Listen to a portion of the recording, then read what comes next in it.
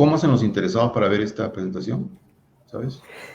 Sí, ahora está en mi página. De hecho, ahorita ya estamos saliendo en mi página, así que puede dirigirlos. Pues estamos ya en vivo en la página de Capitán Perú con el doctor Hugo Pereira Plasencia, el cual, bueno, él es historiador, él tiene la doble carrera, tanto de historiador como también de diplomático, autor de una gran cantidad de libros y, bueno, artículos de difusión para poder conocer nuestra historia, que vamos a hablar el día de hoy justamente acerca de la memoria historiográfica que hay en el Perú, qué es lo que tenemos y qué es lo que nos falta, que es también de repente lo más interesante. Así que le damos la bienvenida y, bueno, le damos el pase también para que se presente y nos comente un poco acerca de por qué es interesante conocer lo que hay y lo que falta en nuestra memoria histórica en el Perú. Bueno, gracias, Rafael, ¿no? Por este espacio que ya he conocido antes, me atrajo mucho la idea. Es un espacio que tiene un rol poco usual en el Perú. En el Perú, la mente de los compatriotas está concentrada en demandas penales, en cifras económicas, que están muy, bueno, en temas de la campaña electoral, es comprensible, ¿no? Pero no hay casi espacios de reflexión académica y especialmente historiográfica. Entonces, yo te felicito eso porque esto que haces tú es propio de los países desarrollados. En los países desarrollados sí hay esos espacios. Sí hay. Mejor dicho, cuanto más desarrollado el país, tanto más espacios de esta naturaleza hay, ¿no? En esa secuencia lógica, digamos. Bueno, mi nombre es Hugo Pereira, como señaló Rafael, soy diplomático e historiador, y siempre he pensado que, ya hablando propiamente del ámbito historiográfico, es preciso romper esa visión purista que hay del académico, que solamente se concentra en un tema y que tiene un grupo pequeño de seguidores, ¿no es cierto? De tal manera que podamos entrar a otro, sin necesariamente dejar esa versión de la historia, de la historiografía, entrar a una historiografía más amplia, más, entre comillas, periodística, si quieren, o cinematográfica, ¿no? Como la quieran llamar, literaria, ¿no? Pero que llegue más a la gente con un único objetivo, ¿no? De tratar de que la historia, bien entendida, pueda iluminar lo que nos ocurre hoy día, como personas y como sociedad. Esa es la idea, ¿no? La idea de la, entre comillas, utilidad de la historia, ¿no? Cuanto más sofisticada sea la interpretación, cuanto más meticulosidad se emplee en el estudio de las fuentes primarias, cuanto más rigor haya para tratar de demostrar ciertas hipótesis, ese producto científico debe procurar también difundirse a la sociedad, ¿no? Porque va a ser útil en la medida en que se aproximó a la verdad. Eso podría comenzar a decir Rafael. Y hay un sentimiento común entre los peruanos con quienes he conversado, ya sea del mundo académico o incluso profanos que no han seguido ni siquiera la línea de carrera de historia o están metidos en el tema, y es que todos tenemos esa sensación de que nuestra historia no la han enseñado bien, no la han estado enseñando bien hasta el día de hoy, que ni siquiera existe el curso de historia en el colegio. Pero incluso cuando existía, no era la historia verdadera que se nos contaba, ¿no? El problema está en que no hay un consenso, ni sabemos definir por qué no está bien. Algunos dicen que tiene un sesgo político, otros que se enseñó de forma muy simplificada, incluso infantilizada, caricaturizada, como si fuera para niños, al punto de llegar a la polarización de decirnos estos son los buenos y estos son los malos, ¿no? Estas son las figuras que tienes que admirar y estas son las figuras que tienes que repudiar, ¿no? Otros mencionan que la historia más bien ha sido influenciada por fines de ideologías, ¿no? Entonces, ¿cuál es el problema con la historia que nos han contado? ¿Qué es lo que le ha faltado? Bueno, a ver, estoy plenamente de acuerdo en que o no, o el peruano promedio no tiene una visión histórica, pues se basta hablar con cualquier persona en la calle, o cuando ocurre, tiene una visión muy sesgada de la historia nacional, muy sesgada. Entonces, ocurre en ambos casos, pero yo creo que ya más recurrentemente lo primero, ¿no? Que ya hay esa ausencia de memoria, ¿no? Pero bueno, pero pensemos que cómo se forma la memoria distorsionada. Esa es la clave de esta presentación. Hay una serie de fuentes, tú ya has mencionado una de ellas, ¿no? La ideologización. Pero digamos, la historia peruana comenzó a ser pensada en conjunto recién en la era republicana del Perú, y ni siquiera al comienzo vivió el Perú una época caótica, terriblemente caótica, hasta que apareció la riqueza del guano, o sea, el dinero del guano, ¿no? Y apareció Ramón Castilla, que fue un líder. Suerte que coincidieron dos elementos que dieron estabilidad, ¿no? Porque la palabra es estabilidad, ¿no? Entonces, en esa estabilidad, estamos hablando de mediados del siglo XIX recién, ¿no? Recién aparecen los historiadores propiamente dichos, ¿no? Y el primero es el famoso arequipeño Mariano Felipe Pasoldán. Mariano Felipe Pasoldán escribió varios trabajos, pero el más importante es uno que se llama La historia del Perú independiente. Es una historia en la que, en pocas palabras, explica, digamos, la guerra de independencia y cómo el Perú pudo librarse de la tiranía española, digamos, ¿no? Luego de muchos años de opresión. La visión que da Pasoldán de la visión de los españoles, o del virreinato, mejor dicho, es una visión negra. Es una visión negra. La visión de un infierno de opresión, ¿no? Que fue superado, digamos, por una acción conjunta de americanos contra esta opresión ibérica, ¿no? Ahora, lo curioso es que cuando él escribía la historia del Perú independiente, me dijo una vez un historiador que probablemente sintió a lo lejos los cañonazos de la escuadra española que bombardeó el Callao el 2 de mayo de 1866, ¿no? Ya, o sea, la historia es hija del presente, la reconstrucción de la historia suele ser hija del presente, ¿no? Es un ejemplo, por ejemplo, ¿no?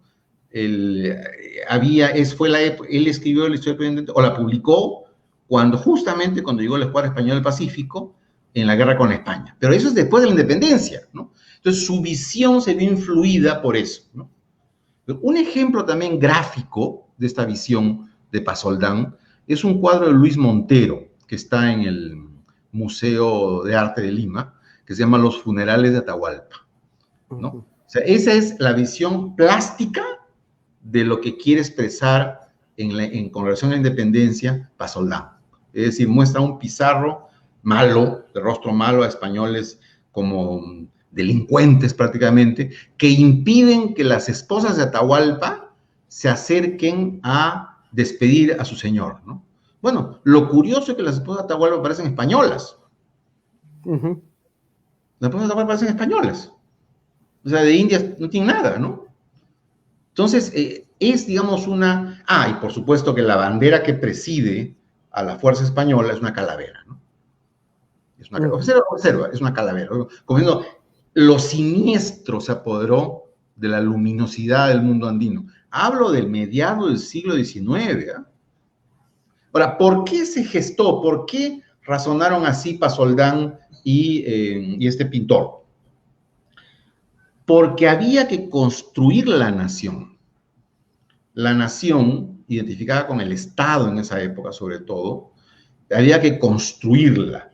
Y no hay mejor cosa para construirla que generar un chivo expiatorio. Y el chivo expiatorio fue España. Algo parecido ocurrió con Estados Unidos, porque hasta ahora cuando mencionas al rey Jorge en Estados Unidos, ese tipo asqueroso, ese tipo malo, ¿no? Lo vencimos, ese asqueroso, ¿no? O sea, generar una oposición para hacer que aparezca otra realidad. ¿Ya? Es un mecanismo muy usual en el nacimiento de los estados-nación. Es más, hay estados que nacen por oposición. Por ejemplo, Bolivia nace diciendo, por si acaso yo no soy el Perú, ¿eh? No me digas Alto Perú. Bélgica nació en el siglo XIX diciendo, oye, holandeses, por si acaso yo no tengo nada que ver con ustedes, ¿ah? Yo soy Bélgica, soy católico, ¿no? O sea, nacen en función diciendo, no soy eso. Menos mal que no nos pasó a nosotros completamente, ¿no? Eso es el asunto. Pero algo hay con esta oposición con lo español, ¿no es cierto? Con lo virreinal. Entonces, curiosamente, los dos pintores eran de origen, el pintor de origen español, el historiador era de origen español, pareció un español, pasó el Dan, ¿no es cierto? Hablaba en castellano, escribía en castellano, en fin, todas esas contradicciones se daban desde esa época. Entonces, el primer elemento es la construcción de la nación y la búsqueda de un chivo expiatorio. Primer elemento, ¿no? Segundo elemento es el rol de las oligarquías. El Perú fue dominado por oligarquías justamente, claramente desde esta época del Guano. Antes estuvo dominado por pandillas militares, porque eran pandillas militares, pues, ¿no? El que rompió con eso fue Castilla, ¿no? Pero eran, pues, realmente, era una época turbulenta, ¿no? Esta Salaverry, Orbegoso, eso pues es una cosa prácticamente mejor no recordarlo, ¿no? Porque es una cosa oprobiosa realmente. Pero aparece, digamos, con el guano la riqueza y aparece una clase social que se apropia de esa riqueza. Y se apropia en términos patrimoniales, como dice el gran historiador Alfonso Quirós, historiador de la corrupción en el Perú, ¿no? O sea, estos grupos, algunos de ellos, no todos, vinculados a la vieja clase virreinal, la mayor parte son nuevos ricos, ¿no? Se apropian de la riqueza del guano y también se apropian de las tierras de la costa y de lo que quedaba de las minas de la sierra, pero sobre todo de las tierras de la costa. Mandan traer chinos para que sean sus esclavos prácticamente, ¿no es cierto? Porque sacaban los negros, pues, ¿no? Entonces, esta gente va a comenzar a generar una especie de casta, una casta que no va a ser única, ¿no? Va a haber matices, ¿no? Los civilistas van a ser diferentes de los pradistas, por ejemplo, ¿no? Entonces, la gente de Balta y de Piero la va a ser también diferente, ¿no? Pero básicamente, en pocas palabras, son 30 o 40 familias que concentran el 90% de la riqueza que viene del guano. Es así de simple, ¿no? O sea, una señora rica de Lima de 1860, si no tenía su calzón comprado en París, recién llegado al Callao, no salía. No salía, así es. O si no, no salgo porque mi empleado chino está enfermo, yo salgo solamente con mi empleado chino que me carga las cosas. Eso sí está documentado, ¿eh? El embajador gringo Christiansi lo dice así, ¿no? O sea, no salen si no tienen su chino al lado que le carga las cosas, ¿no? O sea, una oligarquía se apoderó del Perú, se apoderó de su patrimonio. O sea, no es como ahora por lo menos hay cierto complejo de culpa, ¿no? ¿No es cierto? En fin, yo quiero creer que tienen cierto complejo de culpa. Tendría que ser así. Yo creo que me metería un tiro si no fuera así, ¿no? Pero bueno, en esa época no había ningún complejo de culpa. Nada, cero, ¿no? Era simplemente yo me aseguro un pocotón de millones para que mi familia viva durante 40 años. Y de hecho muchas fortunas terminaron pues en Biarritz, terminaron en la Costa Azul, terminaron en Alemania, terminaron en Francia y en España, ¿no? O sea, era gente, digamos, que encima renegaba del Perú. Es una historia, por supuesto, no contada, ¿no? O muy mal contada, ¿ya? Pero lo cierto es que esta oligarquía, volviendo al punto, tenía el poder económico, con los diferentes matices que he observado, y pienso sobre todo en los civilistas, ¿no? Ellos tuvieron que justificar históricamente su rol en la historia peruana. Entonces, la justificación es, somos la clase dirigente. Somos los que armamos, vemos el futuro del Perú. Lo cual, pues, fue una cuestión puramente declamatoria o, en algunos casos, se aplicó solo parcialmente, ¿no? El caso más especial es el de Manuel Pardo, ¿no? Manuel Pardo ha sido presentado últimamente pues como una especie de prohombre republicano, una especie... La verdad es que él era jefe de un club de ricachones que se repartía el Perú. Lo que pasa es que dentro de ese grupo, él destacó un poco más por su calidad personal. Ese es todo, ¿no? Tenía una visión más grande del Perú, por lo menos conocía la sierra, ¿no? Inventó un sistema de sustitución de importación, o sea, concibió, mejor dicho, ¿no? Una industrialización del Perú, ¿no? Pero por lo menos hizo eso, ¿no? Ahora, en el manejo de la guerra, de los temas internacionales, fue espantoso. O sea, espantoso. O sea, nos puso a merced de la guerra con Chile, ¿no? Es un tema que podemos ver después, porque sería muy largo enumerar. Pero realmente es, digamos, pero el punto es que este grupo se erige como el grupo destinado a guiar al Perú. Ahora, yo no sé con qué milagro pudieron justificar la continuidad de su rol después de la guerra con Chile, ¿no? Después del desastre de la guerra con Chile. O sea, qué magia historiográfica hicieron, qué magia política para convencer a los pobres peruanos pobres de que no, ellos debían continuar. Ojo que al comienzo Cáceres no quería, Cáceres no quería dejar, pero al final se impusieron, ¿no? Bueno, hubo una guerra civil para eso, ¿no? Claro, pero digamos, lo que quiero decirte es que fue toda una operación política, ¿no? Toda una operación política para digamos, para justificar ese rol. Entonces, el segundo elemento es la historiografía construida por oligarquías, tanto para justificar el presente como hasta hace muy poco, con el rol de historiadores que eran pagados por oligarquía. No quiero mencionar apellidos, pero hay gente pagada por las grandes familias de Lima para limpiar pues a los Pardo, a los Prado, a los Piero, o sea, era una cuestión de negocio, eran historiadores de familias, ¿no? Entonces, ese es el segundo elemento, ¿no? Y el tercer elemento es la ideologización extrema. El Perú ha tenido un rasgo dentro de América Latina que ha sido la incapacidad total de los peruanos de filtrar las ideologías. Las ideologías llegan de fuera, son modas.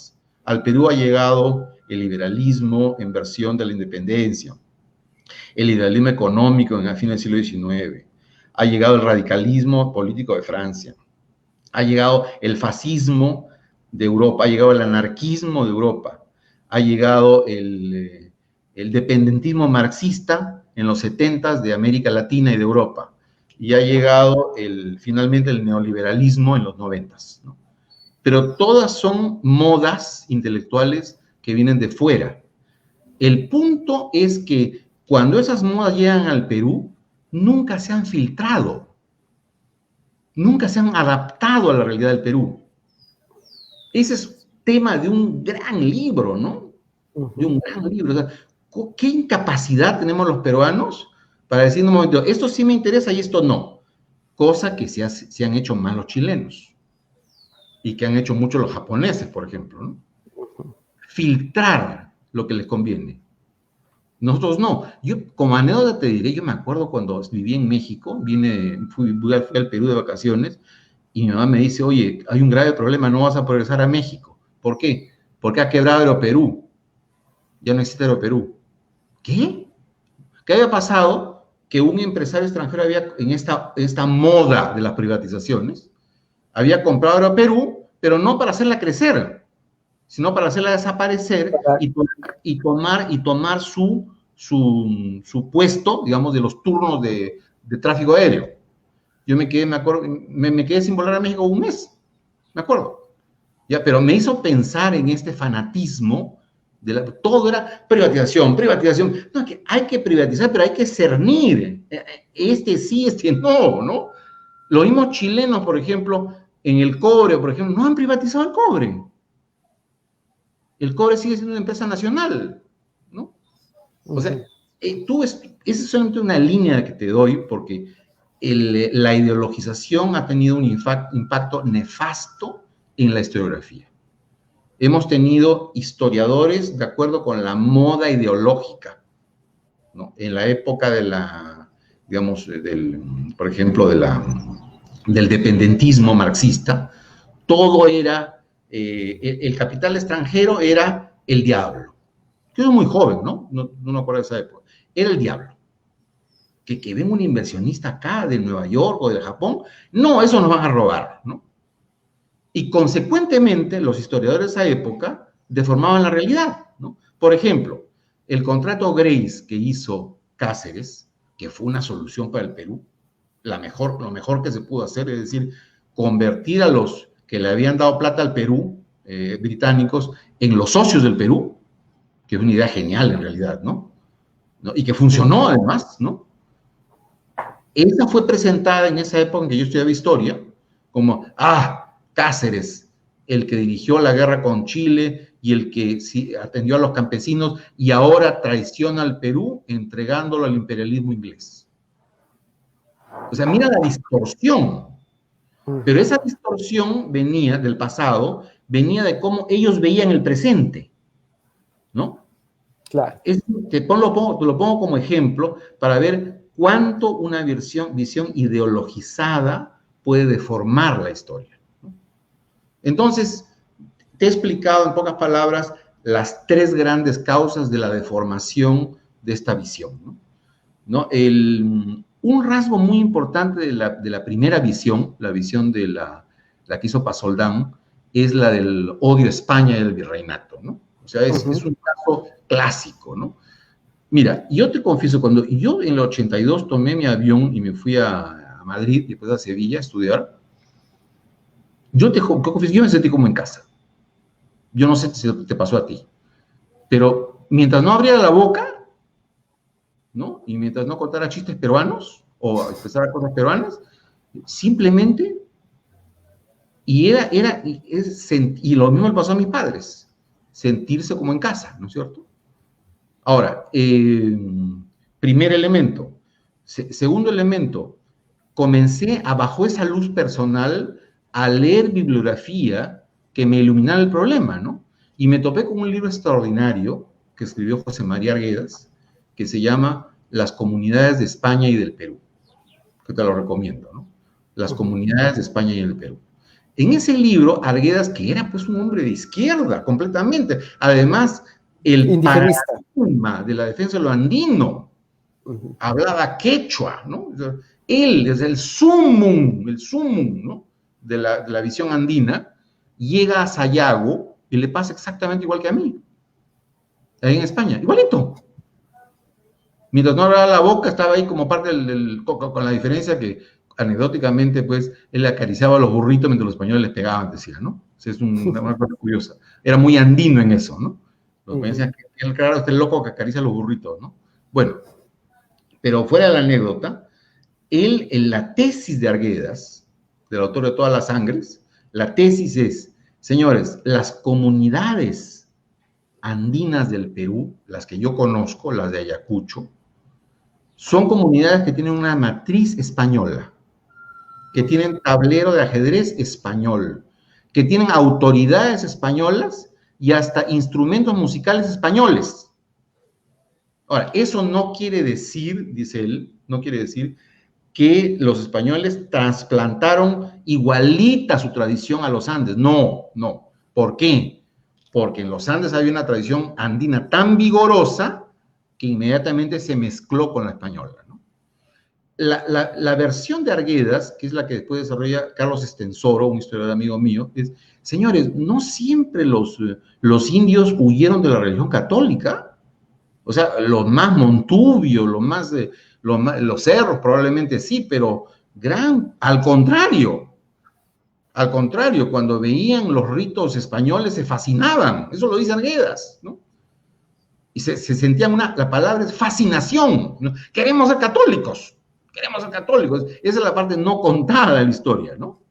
Y probablemente mayoritaria, si no, pregúntate, ¿por qué el mundo andino está lleno, pues, de iglesias, de vírgenes, de cristos, por todo lado? De procesiones, de fiestas patronales. Exactamente. Entonces, se produjo en el Perú lo que se produjo en España, en la Edad Media. Es decir, que se mezclaron las tradiciones romanas, las tradiciones godas, las tradiciones musulmanas, y nació la España actual. Es el mismo patrón de lo que ocurrió en la península. Exactamente el mismo, solo con contenido andino y español, ¿no es cierto? Entonces, en este libro se puede ver, digamos, que la huella de España en el Perú es mucho mayor. Lo que no quiere decir, subrayo una vez más, que debemos considerarnos copia en papel de calca a los españoles. No, no, no es así. Somos otra cosa. Somos otra aleación cultural. Pero dentro de nuestra constitución original tenemos un fuerte elemento andino y un fuerte elemento español, ¿no? No tanto, no hablo de raza, hablo de la cultura. Hablo de la cultura, ¿no? Por más pituco que sea un pituco peruano, en España no le falta su pocito de ají en la mesa.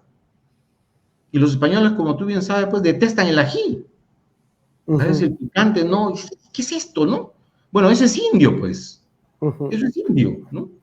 Entonces, portamos, como decía José de la Ribagüero, no me gusta en su época fascista, por si acaso, pero sí en su época liberal, mucho, en la época de la historia en el Perú, él decía que somos una aleación, y el Inca Garcilaso fue la primera expresión de esa aleación cultural, ¿no?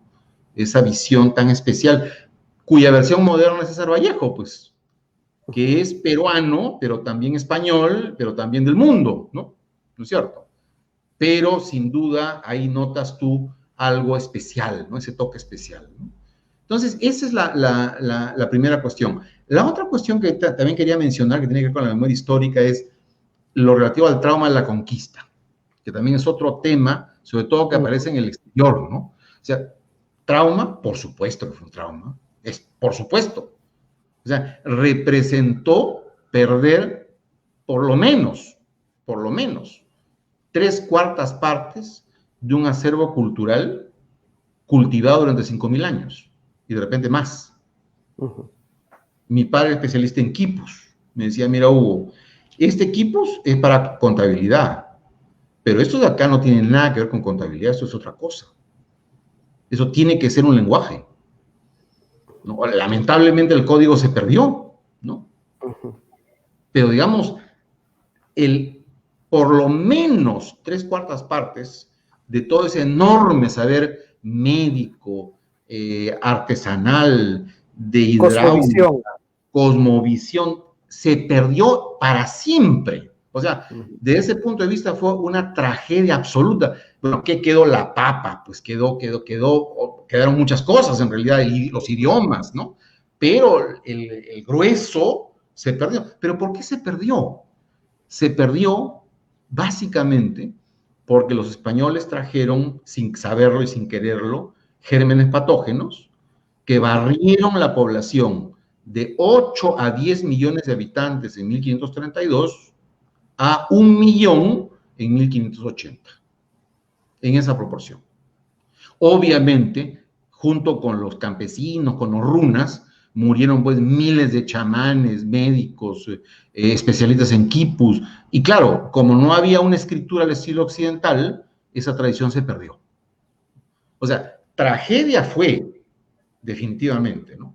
Pero, por otra parte, además de que no todo se perdió, definitivamente, no todo se perdió, por otra parte, estamos hablando del enfrentamiento de dos cosas grandazas, pues. Estamos hablando del mayor desarrollo de la tradición civilizacional de Sudamérica con la mayor potencia del mundo de la época. Estamos hablando de dos grandezas. Eso es un rarísimo privilegio que tiene el Perú y nadie lo destaca, ¿no? Los que lo destacaban eran los cronistas europeos, los cronistas españoles. Cisa de León, por ejemplo. Ellos sí lo destacaban, ¿no? Y es más, algunos de ellos se preocupaban, ¿no? Como Polo Dondegardo, decían, Su Majestad, no hay que quitarle sus fueros a los indios, no nos conviene a los españoles, ¿no es cierto? Hay que mantener sus tradiciones. Entonces, hay ese elemento muy importante de que esos grandes vacíos que quedaron de la cultura andina fueron llenados por una asimilación muy importante de las tradiciones europeas, ¿no? Hay una imagen muy bella que tiene Ribagüero, un relato biográfico que hizo el Inca Garcilaso cuando hace su famoso discurso de San Marcos, ¿no? En 1916, si no me equivoco, donde dice que el joven mestizo se iba al Cusco a ver las muchedumbres indias que miraban con ojos atónitos la llegada de los primeros bueyes traídos de España, que araban la tierra con una proporción mucho mayor que los hombres, ¿no? O sea, esas imágenes se multiplicaron, ¿no? Se multiplicaron. Y claro, como la tradición andina era tan rica, no fue simplemente copista, sino que, y eso, digamos, es motivo de toda una disertación aparte, no sé si nos dé tiempo ahora, pero definitivamente se produjo una armonía interesante entre ambas culturas. Con una observación también, ¿por qué los españoles escogen para sus zonas desarrolladas, llamémoslo así, o sea, donde ponen universidades, donde ponen obrajes, donde ponen grandes estancias ganaderas, donde ponen instituciones gubernativas? ¿Por qué escogen lo que ahora es el Ecuador, el Perú y Bolivia? ¿Por qué no escogieron la pampa argentina? ¿Por qué no escogieron el sur del río Bío? ¿Por qué? Porque encontraron una estructura ya. Exactamente. O sea, el mundo hispánico se montó sobre el mundo andino. Esa es otra cosa también muy interesante, ¿no? Y ya yendo específicamente al Perú, digamos, el Perú, digamos, el perfil del Perú se puede distinguir hasta ahora porque es una gran concentración de yacimientos arqueológicos y también una gran concentración de instituciones españolas. O sea, tú ves dónde está la concentración y es el Perú. O sea, más o menos el Perú sale mapeado por esa vía, ¿no? Tampoco la gente lo ve así, pero me parece tan evidente, ¿no es cierto? Todas esas cosas evidentes yo las conocí cuando viví en el exterior, sobre todo en Europa.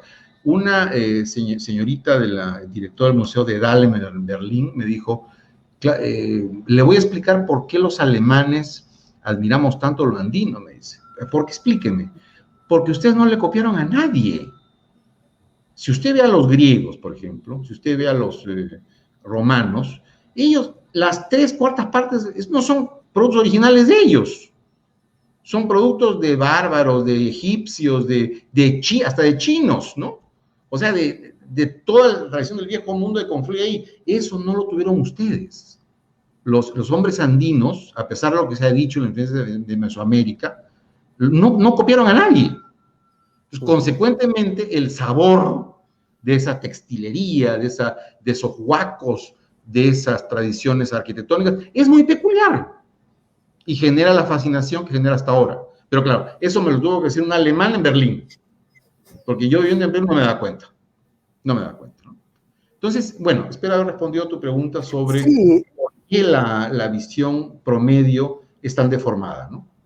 Y de hecho me parece muy curioso que la primera generación que vino después de los incas entendió también esta asimilación y esta fusión, ¿no?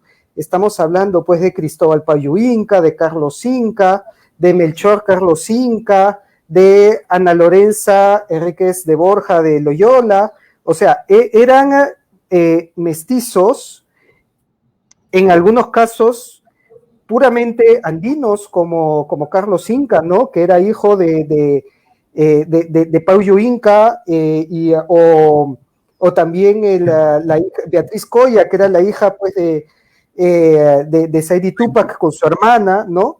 O sea, eran incas, pero eran incas católicos, que fundaron parroquias, que eran aliados del rey de España. Bueno, no he llegado a subir todavía hoy un post, pero lo tengo preparado, de un discurso que se dio en 1725, donde los incas herederos, los que tenían los blasones, terminan un poema diciendo que viva el gran inca don Luis I, que era el rey de España. El siglo XVIII, claro, exactamente, es el rey que murió, eso es 1725 más o menos. Claro. ¿Cómo ellos lo asimilaron también y fueron católicos y fueron, incluso le podría decir, hispanos en cultura y en mestizaje también? Y nosotros no lo entendemos y choca tanto el día de hoy. Ya, la verdad que la historia, algunas cosas es muy compleja y aquí hay varios factores, pero voy a mencionar algunos de ellos, ¿ya? O sea, el primero es que la noción del Perú que había en 1600 es diferente de la de ahora. O sea, en esa época, la parte rica, o por lo menos igualmente rica, era de la sierra. O sea, la cultura serrana era la cultura más importante. ¿Y por qué razón? Porque los españoles se sentían más a gusto en la sierra que en la costa. En la costa es un desierto, como tú sabes, ¿no? En la sierra llueve, es verde, no, y encima no hay hielos. Eso es lo que les sorprendía más a los españoles, cuando que decían, no puede ser que aquí no haya hielos, y aquí se pueda cosechar todo el año. Entonces, para ellos la sierra era una especie de paraíso. Por eso en la tierra de mis ancestros, Cajamarca, se llenó de españoles. Había más españoles que indios en la ciudad de Cajamarca, que era en teoría una ciudad de indios, pero había más españoles, ¿no? Bueno, es por eso, pues, es por eso. Entonces, el primer elemento es que hacemos mal en ver el Perú del siglo XVI o XVII como es ahora, donde hay una feroz división entre sierra y costa, ¿no es cierto? O sea, el estatus de la sierra era mucho mayor, y también el estatus de los curacas, también, que era un sector privilegiado en la sociedad española, ¿no es cierto? Entonces, ese es el primer elemento, ¿no? De que había una visión diferente de lo que es sierra y costa. La otra cuestión es que el imperio español era un imperio plurinacional, o sea, no es como un estado-nación, o sea, era un costal donde ahí entraban napolitanos, navarros, gente del norte de África, mexicanos, peruanos. O sea, la noción de monarquía era una noción variopinta. Entonces, no había tanto énfasis en la uniformidad de las cosas. Al contrario, el rey de España y la monarquía se sentían orgullosas de aglutinar varios mundos, ¿no? Y de hecho, el Perú era el reino del Perú, no era la colonia del Perú, era el reino del Perú, ¿no es cierto? Y lo mismo México, ¿no? Entonces, el otro elemento es ese, es algo que no se comprende hasta ahora, ¿no? En realidad, la gran época del Perú, aparte de la época andina, que la dejo aparte, pero la gran época fue la época del virreinato, del siglo XVII, ¿no? Como dice Loman Villena, ¿no? Es el apogeo cuando la plata peruana en monedas se llegaba hasta la China, ¿no? Llegaba literalmente hasta la China, ¿no? Se han encontrado monedas hechas en el Perú, claro, de plata. Entonces, digamos, esos dos elementos de contexto no se toman, no se consideran, y consecuentemente no se entiende esta situación que tú has mencionado de los indios nobles, ¿no? Simplemente no se entiende. Hay personajes interesantísimos, no solamente los nobles. Por ejemplo, el pintor Diego Quispetito Inga. Ese es, no sé si Inga, y lo he visto Inga, a veces no he visto Inga, no estoy seguro. Pero lo cierto es que era, pues, un pintor con un estatus de pintor como cualquier español, ¿no? Y realmente, y además en una época de florecimiento del Cusco, ¿no? Da pena que no destaquemos esos arquetipos, ¿no? Porque es un arquetipo, ¿no? Es un hombre andino que se hace occidental, pero que le da un tono andino a su obra, ¿no? Me parece, en realidad, seleccionamos demasiadas cosas. Podríamos decir que este quiebre, entonces, entre la costa y la sierra, y en donde cambia el paradigma con que se mira la realidad, ocurre ya en la República, ocurre durante la independencia, o tal vez más precisamente se podría decir que ocurre en el momento en que Simón Bolívar termina con el alferazgo real, que era esta institución que agrupaba a los nobles incas y deja acéfalo a los Andes. Son tres etapas. La primera ruptura entre sierra y costa ocurre con el levantamiento de Túpac Amaru. El levantamiento de Túpac Amaru fue un tsunami. La población del virreinato era de 1 millón de personas y murieron 100,000. 1 millón y murieron 100,000. O sea, eso te da idea de las dimensiones de la masacre que fue eso, ¿no? Ahora, tengo que mencionar el punto, ¿no? También es otro tema de la mitología histórica. Túpac Amaru, como has dicho, pues ha sido visto poco menos que como un Robin Hood, ¿no? No suizo, sino peruano, ¿no? Entonces, o como un Guillermo Tell peruano, ¿no? Para ser más un rebelde, un Guillermo Tell suizo, ¿no? Solo que en el mundo andino, ¿no? Bueno, eso es una media verdad, pues, ¿no? porque Túpac Amaru, para comenzar, no tenía una noción de patria, porque la Revolución Francesa no había tenido lugar todavía. La noción de patria-nación aparece con la Revolución Francesa. Ya Melgar ya la tiene, el poeta ya la tiene. Ujú. El autor del himno nacional ya la tiene, pero Túpac Amaru no tenía esa noción. Eso para comenzar, ¿no? En segundo lugar, él se revela en parte por una opresión general y en parte por una opresión que le afectaba. O sea, los Borbones ponen demasiados impuestos, saquean demasiado a las comunidades, los corregidores son terriblemente abusivos. Entonces, él combina sus intereses personales, porque tenía que pagar impuestos hasta para pasar al otro virreinato a través de Puno, ¿no? Ya no, hasta eso tenía que pagar, combina sus propios intereses con este malestar global. Pero ojo, algo interesante. El movimiento Túpac Amaru comienza como un movimiento plurirracial. Al comienzo hay blancos, criollos, mestizos, indios, ¿no? Lo que pasa es que cuando toman preeminencia los campesinos de esa zona y se vuelven muy violentos, al extremo, pues, como dice Flores Galindo, de subir niños blancos a las iglesias y tirarlos a la calle, ¿no? Y romperles el cráneo. O sea, comienza la guerra de castas contra todo lo que sea europeo, ¿no? Sea a favor o en contra del virrey, ¿no es cierto? Cuando eso ocurre, los mestizos y los criollos y gran parte de los indios, piensa en Pumacahua, ni hablar, esto hay que controlarlo, ¿no? Esto pues es una guerra de bárbaros, porque en parte fue una guerra de bárbaros. Lo que pasa es que el propio Túpac Amaru no quiso eso, y el propio Túpac Amaru se molestaba por eso, pero ocurrió así, y ya no podía dar marcha atrás, tenía que seguirlo más lo que había comenzado, ¿no? Entonces, pero lo que te quiero decir es que esos 100,000 muertos generaron una hondísima desconfianza frente a los curacas. Los curacas en ese momento habían sido, como decía Karen Spalding, the cutting edge, ¿no? Eran el filo de los dos mundos, ¿no? Y habían recibido un poder especial para ser puente entre los dos mundos. Pero a partir de Túpac Amaru, ya el régimen criollo peninsular desconfía de ellos. Entonces, a partir de ese momento es el indio enemigo, ¿no? Cosa que no, como tú bien has dicho, no había sido en el siglo XVII, ¿no? El siglo XVII eran los aliados, ¿no? Entonces, primer elemento, ¿no? Segundo elemento, Bolívar. Bolívar es un hombre del trópico y además un hombre profundamente anti-indio.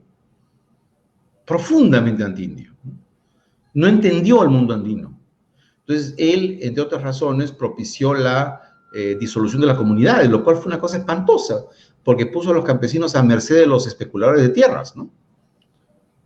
Con las comunidades esos bienes eran intangibles, ¿no?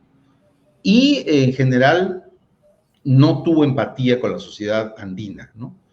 Y dejó una huella en ese sentido. Pero lo más importante ocurrió después, que fue el desarrollo de la era del guano.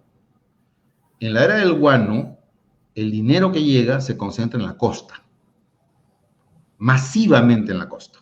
De hecho, la famosa economía de la agroexportación, de algodón, azúcar, nace ahí, justamente, con la capitalización del dinero del guano y con la traída de chinos, porque, digamos, los mundos se separaron. Los campesinos en esa época no bajaban a la costa porque se enfermaban, por eso trajeron chinos. Entonces, el mundo realmente se separó. O sea, el mundo arcaico, entre comillas, de que vemos en el Cusco, en Cajamarca, se forjó ahí.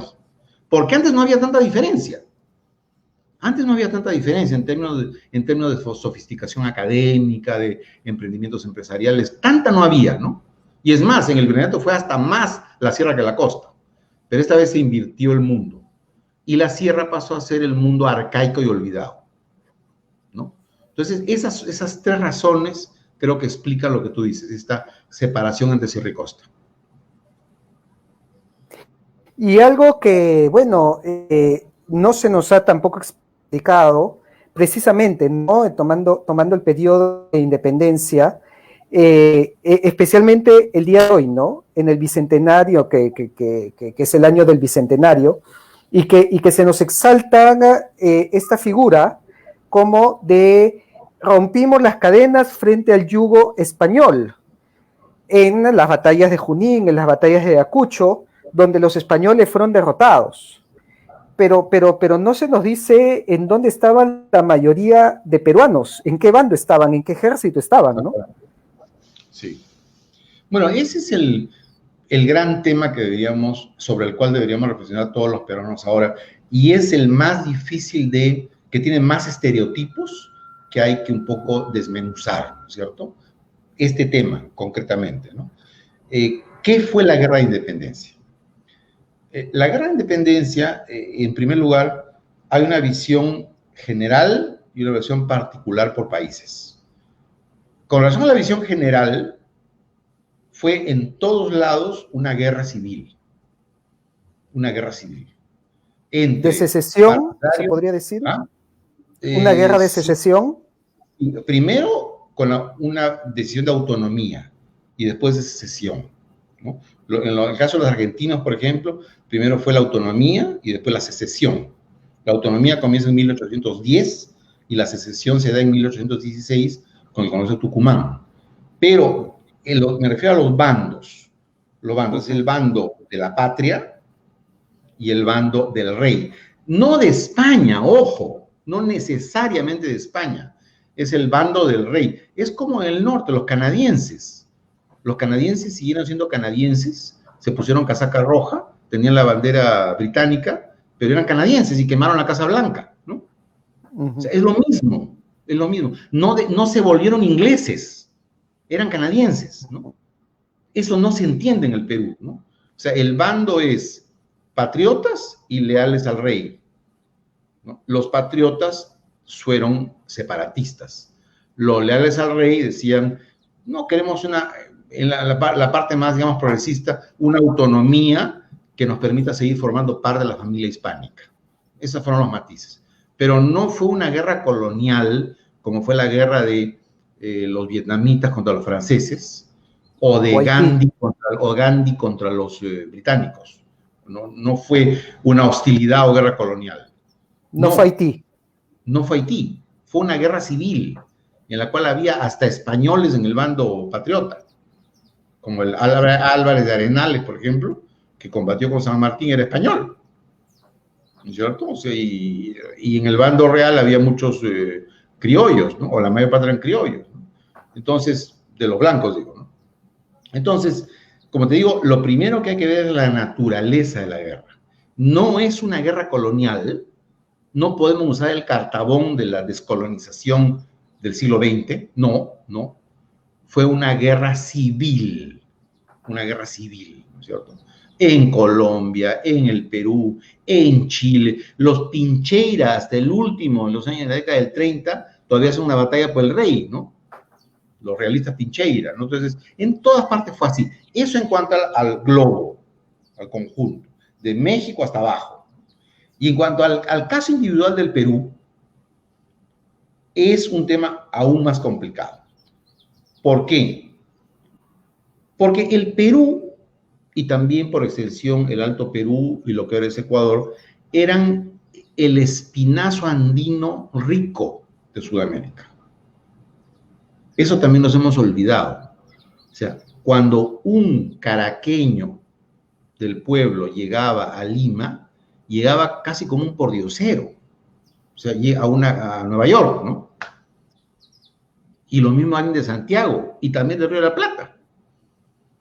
Lo que pasa es que, claro, el presente no se impide ver cómo era el pasado. Ahora tú vas a Buenos Aires, comparas con Lima, y Lima queda mal parada, pues, ¿no? Evidente. Hasta comparado con Santiago, diría yo, ¿no? También. Ahora, hoy, pero en 1800, eran los provincianos llegando a Lima. Entonces, hay un historiador de la conquista, James Lockhart, que ya murió, hizo un libro que se llama Los de Cajamarca, unas biografías de los conquistadores. Este señor tuvo un comentario sobre independencia y dijo, lo que ocurrió con la independencia fue que la periferia se abalanzó sobre el centro, elegantemente. No elegantemente, no lo dijo él, es los desarrapados se tiraron sobre el churrasco. ¿Ya? Para ponerlo en esos términos, para que sea más claro, ¿no? ¿Qué entiendo por periferia? Chile, La Plata, Caracas, la zona del norte de Colombia misma, ¿no es cierto? Y lo sofisticado era Quito, Lima, La Paz. Ahí estaban los intelectuales, ahí estaban las universidades, ahí estaban los obrajes, ahí estaban las estancias, ahí estaba la élite del comercio, estaban las instituciones virreinales, la mayor cantidad de iglesias, en fin, estaba concentrado ahí. Y ya hemos visto por qué. Porque los españoles se montaron sobre el viejo mundo andino, sobre el Tahuantinsuyo. Esa es la razón. La razón de ese espinazo es esa, de que es la construcción española sobre el espinazo andino prehispánico, ¿no es cierto? Entonces, la independencia puede leerse así, como una guerra de pobres que se lanzan contra los más ricos, ¿no? Los más privilegiados, digamos, por llamarlo de alguna forma, ¿no? Entonces, en el caso del Perú, ¿cuál era el interés del Perú? ¿No? Sin duda, a la luz de lo que pasó, en realidad lo que al Perú le interesaba era mantener su territorio, mantener sus élites, sus sistemas comerciales, no tener deudas, mantener sus minas, mantener su flota mercante. O sea, le interesaba todo eso como a un padre le interesa que haya refrigerador en su casa, que tenga su carro estacionado en el garaje, que sus hijos vayan al colegio, igualito, igualito. Eso es lo principal. Pero como aparece Fernando VII, que fue el gran malo de la película en esto, es un rey realmente obtuso, cuando Fernando VII regresa de su cautiverio español, en 1814, no quiero calificarlo mejor, ¿ya? Pero este señor, en vez de oler la realidad, de ver la realidad, o sea, de darse cuenta que ya no cabía un orden antiguo, ya no cabía, pues, decir, por ejemplo, España es mi tierra, mi chacra personal y todos, yo manejo la vida y la muerte de la gente, ya no se podía, y eso era de otro siglo. En vez de eso, él lo que debió hacer es comprender la realidad, mantener las tradiciones liberales en España, la modernización, porque los liberales lo dejaron en el poder, no lo sacaron del poder, ¿no? Y en América decir, americanos, mis hermanos, ¿quieren la autonomía o la independencia? Yo soy su rey, yo puedo ser su rey. ¿Quieren ser independientes? Pero por favor mantengamos la asociación. Cuando llegue un barco español de comercio, primero déjenme entrar a mí al Callao, pues si no al británico, al francés que está al lado. Primero yo. ¿Cómo hicieron los británicos después con su imperio de ultramar, no? La Commonwealth. Esa era la fórmula, ¿no?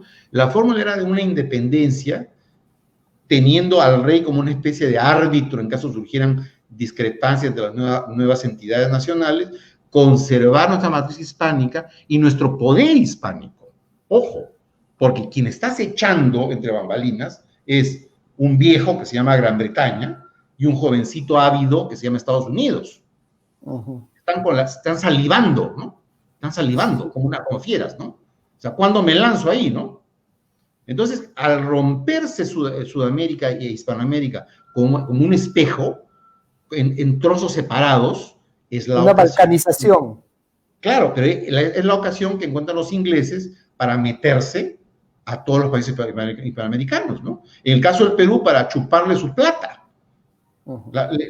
Cambian los satellitas por plata, descapitalizan al Perú, ¿no? Entonces, lo que le convenía al Perú era ese molde gradual, una independencia dentro de un molde hispánico, ¿no? Eso es lo que lamentablemente no ocurrió así. Ocurrió la locura de Fernando VII, bueno, para comenzar la invasión francesa, que nos fregó a los peruanos, ¿no es cierto? Y la ocasión que tuvieron las periferias de Sudamérica de revertir el orden que sentían injusto, ¿no es cierto? Chile, Río de la Plata, Bolívar en Venezuela, ¿no? Es una especie de ajuste de cuentas con los ricos del centro, ¿no?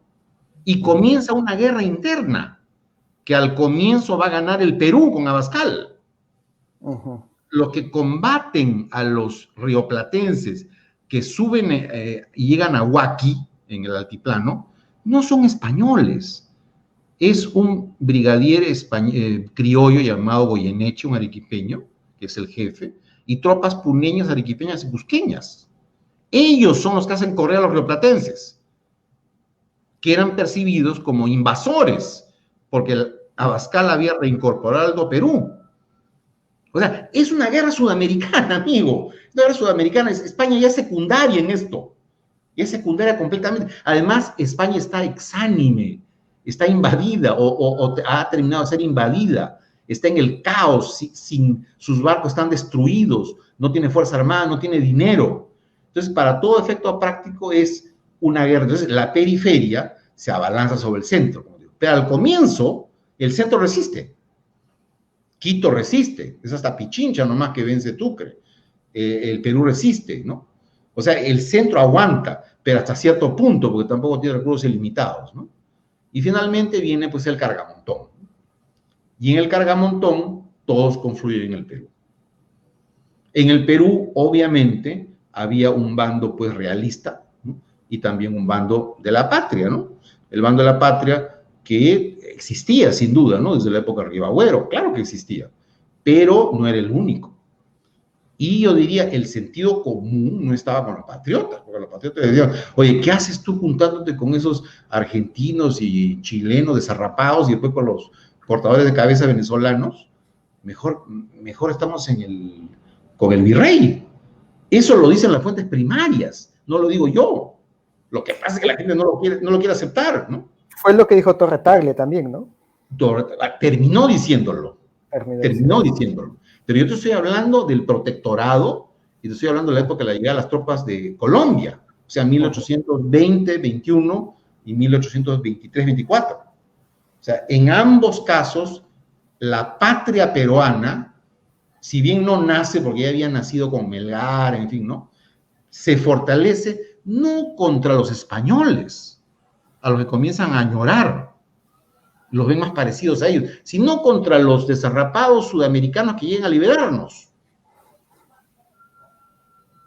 Mira, de esto hay texto, por ejemplo, el primer cónsul general de Estados Unidos en el Perú hizo un famoso informe a John Quincy Adams, al presidente, ¿no? Y le dice, no, la verdad es que los auxiliares acá son mal vistos, ¿no? O sea, aquí hicieron desmán y medio, fueron rapaces, ¿no? Y la gente no quiere saber ya nada con otros extranjeros. Lo que pasa es que la gente se resiste a ver las cosas como son. Y Ignacio Quispe-Ninavilca lo tilda el año 23 a Bolívar de monstruo. Dice, ¿qué hacen estos colombianos a robarnos el producto de nuestro trabajo, ¿no? Los peruanos organicémonos, unámonos en torno a Ribagüero para librarnos de estas bestias, ¿no? Eso no es elaboración de un historiador, son las fuentes primarias. Entonces, gran paradoja, el patriotismo peruano surge no por oposición a España, surge por oposición a los, entre comillas, libertadores sudamericanos que vienen al Perú. Ese es lo que, digamos... Claro. Ahora, el día de hoy, sin embargo, y pregunto esto porque estoy seguro que muchísimos lo van a comentar después cuando vean este video, existe esta idea que muchos de los problemas actuales del Perú, y voy a citar, racismo, discriminación, brechas sociales, burocracia, corrupción, especialmente el tema de corrupción, o vienen heredados de una época virreinal que era oscurantista, retrógrada, anquilosada, conservadora, clasista, segregacionista, de élites, de castas sociales. Y bueno, tuvimos la mala suerte de vivir 300 años así, y todos esos errores se traducen hasta el día de hoy. Pero de acuerdo a lo que cuenta, esto no sería así. ¿O cómo respondería ante este argumento? Bueno, yo tengo una respuesta relativamente clara, ¿no? Mira, para comenzar por el final, ¿no? Mucho más responsable del racismo y del odio que el blanco le tiene al indio, ¿no es cierto? Mucho más responsable es la república, sobre todo la república de la era del guano en adelante, que el virreinato. Ya, si quieres que te haga una tabla, no sé si estaré siendo muy arbitrario, Pero la responsabilidad en el caso del guano para adelante es de 95% y la responsabilidad de placa virreinal es 50%, digamos, para que tengas una idea. Lo que quiero decirte es que definitivamente hubo racismo, hubo segregación, sin duda, claro que sí, en el virreinato. Por supuesto que hubo. De cierto punto de vista era una colonia, porque la plata que sacaba de Potosí iba a las arcas del rey. Ahora, pero también es cierto que no toda la plata se iba a España. La mayor parte se quedaba en el Perú a hacer las iglesias, los cuadros de Quispettito y todo eso, ¿no? Eso tampoco se dice, ¿no? Bueno, pero te digo, en la sociedad virreinal hubo, aparte de los muchísimos casos de explotación, de los obrajes, de la anita, que sin duda existió, y también de traer esclavos, ¿no? Eso también existió. Aparte de eso, hubo también una vocación asimilativa. Hubo también esa pulsión asimilativa. De hecho, tú lo has mencionado en el caso de varios indios nobles, ¿no? O sea, digamos, además, como dice Ribagüero, en el virreinato, el que tenía solamente una cuarta parte de indio, racialmente ya pasaba a ser español. O sea, estaba catalogado, ¿no? Había el salta para atrás, había el no te entiendo, el tipo lobo, todo en México y en el Perú, ¿no? Era una sociedad estamental, ¿no? Pero una cosa curiosa es esa, que alguien que tenía un cuarto de indio ya pasaba a ser español. Ya, quería casar con española, se casaba con española, punto, ¿no? O sea, digamos, si la pared de rechazo social era digamos, de 10 centímetros en el virreinato, en la República es de 3 kilómetros. ¿Ya? ¿Y sabes por qué? Por una cuestión en la que nadie ha reparado. Con la llegada de del guano, llegaron montones de europeos no españoles. Llegaron italianos, llegaron españoles, llegaron franceses. ¿Por qué crees que la escuadra británica y francesa protegen a Lima de los chilenos? ¿Por qué crees? ¿Por qué crees? No solo Petitoars, Sterling, sobre todo el inglés, ¿no? Es más importante, ¿no? ¿Por qué? ¿Por qué? Porque la tercera parte de la población de Lima eran extranjeros, no españoles. Por eso, en los relatos de la ocupación de Lima, verás, el más famoso, entran los soldados chilenos a Lima y uno de ellos dicen, pero parece una ciudad de cónsules. Estaba llena de banderas suizas, francesas, dicen que en el comercio había bandera panameña, ¿no? No me consta, pero dicen eso a malas lenguas, ¿no? Pero te digo, era una ciudad de extranjeros. Entonces, se generó un mecanismo pérfido del cual no se ha reflexionado mucho, por el cual la diferenciación fenotípica de razas se exacerbó. Cosa que no ocurrió en el virreinato. Porque si tú ves los retratos de los virreyes, algunos pues son morenos, ¿no? O sea, los tipos español e indio no son tan radicalmente diferentes como se piensa. Tú vas a muchos pueblos españoles ahora y ves, bueno, este podría ser un campesino peruano, perfectamente, y esta señora con su trenza pues una campesina de Ayacucho, ¿no? Porque en realidad los tipos extremos no son tan diferentes, tan diferentes. En cambio, cuando llega un suizo y cuando llega un alemán o un británico, ya es el colmo, entonces hacen sus clubs aparte, como la esposa de González Prada, ¿no? Adriana de Bernuil, ¿no? O sea, se vive un mundo aparte. Entonces se genera un racismo intensificado por la diferencia racial, que es algo que va a durar. Hay hasta chistes, ¿no? Hay hasta chistes no voy a mencionar familias, pero hay una familia de Lima, amigos míos, que tuvieron un grave problema a comienzos del siglo XX, cuando el hijo se enamoró descendiente de una familia española, se enamoró de una hija de alemanes. Entonces la reacción inicial de la mamá, ¿cómo se te ocurre casarte con una pata al suelo? Aunque sea pellejo blanco. No, mamá, pero te la voy a presentar, ¿no? Entonces llega la chica, una rubiecita de ojos azules, linda. Ya, hijito, ya está bien, cásate nomás, ¿no? O sea, digamos, como diciendo, por la parte fenotípica, ellos, los italianos entran por la pinta, también hay que reconocerlo, ¿no? O sea, llegaron literalmente como pescadores y cultivadores de viñas, pata al suelo, literalmente, ¿no? Y en cosa de 2 generaciones ya son los galanes de Lima, ¿no? O una generación de repente, ¿no? Entonces, el racismo que tenemos nosotros es un racismo de ese tipo. Es un racismo más tipo sudafricano, ¿no? Más tipo estadounidense, ¿no? De extremos fenotípicos. Pero eso no se daba tanto en el virreinato. Se daba, sin duda había un monasterio de monjas indias en Copacabana, aquí en el RIMAC, sin duda, ¿no? Eso me lo dijo de José Antonio del Busto, pero no era un caso absolutamente extremo como lo es en la República, ¿no? Entonces, la República, en otras palabras, empeoró gravemente ese racismo. Eso es con relación al racismo. Con relación a las tradiciones autoritarias, efectivamente, pues, eso hasta en España ahora, ¿no? O sea, esto, por ejemplo, de la vacuna, que la gente se vacuna por lo bajo. ¿Tú crees que en Suiza alguien se va a vacunar por lo bajo? Ni hablar, pues, ¿no? No.